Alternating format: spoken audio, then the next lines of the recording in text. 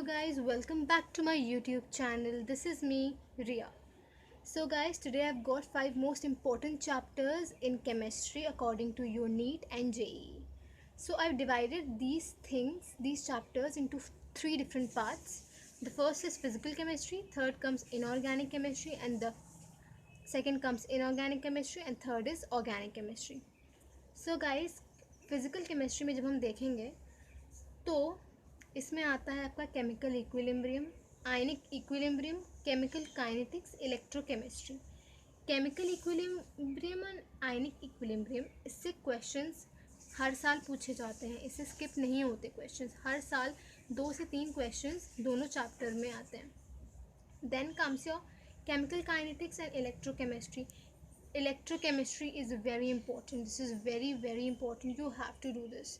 क्योंकि इलेक्ट्रोकेमिस्ट्री में जो आपका सेल है उसके बारे में पूछ लेते हैं, शी के बारे में पूछ लेते हैं।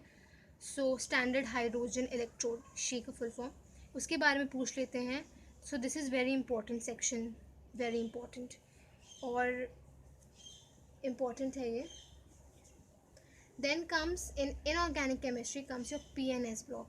PNS ब्लॉक नहीं छोड़ सकते क्योंकि एज NCERT से एज इट इज़ क्वेश्चंस पूछ लिए जाते हैं। PNS block only go with your NCERT में सफिशेंट दिया, NCERT से बाहर PNS ब्लॉक में नहीं पूछा जाता। So PNS block you have to do it from your NCERT। Then comes chemical bonding. Chemical bonding is very important, इसमें order आपसे पूछा जाता है। देन आपसे पूछी जाती है हाइब्रिडाइजेशन, ओके, शेप, ठीक है, hydrogen bonding, H2 bonding. So this is also very important. Then comes your periodic table. Periodic table में आपको दे देंगे कोई इलेक्ट्रॉनिक कॉन्फ़िगरेशन दे देंगे, आपको एलिमेंट बताना है। So it is also very important. 2 से 3 क्वेश्चन आते हैं और आपसे ये अगर आपकी स्ट्रॉन्ग है, पीरियोडिक टेबल आपकी स्ट्रॉन्ग है, अच्छी है, तो आपको ऑर्गेनिक केमिस्ट्री में दिक्कत नहीं आएगी while calculating the atomic number and mass number, ठीक है। Then comes in organic chemistry comes your general organic chemistry, GOC, जिसको हम शॉर्ट फॉर्म में कहते हैं GOC। This is very important. अगर आपको मैकेनिज़्म समझना है कि रिएक्शन कैसे हो रहा है, कौन सा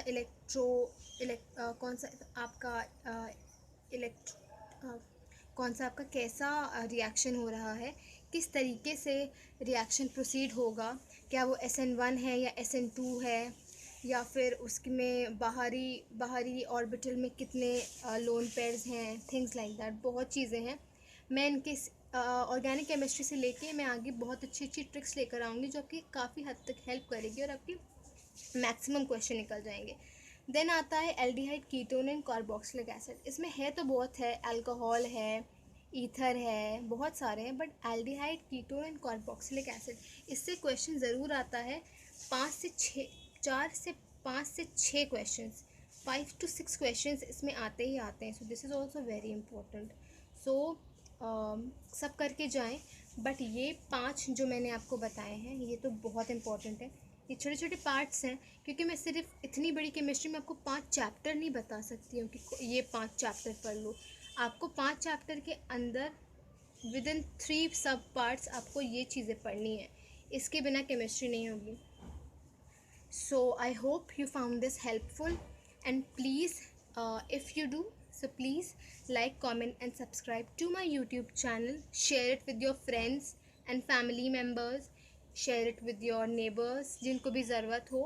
like, subscribe and please comment कि आप आगे और क्या देखना चाहते हैं। So this is me Riya signing off, goodbye.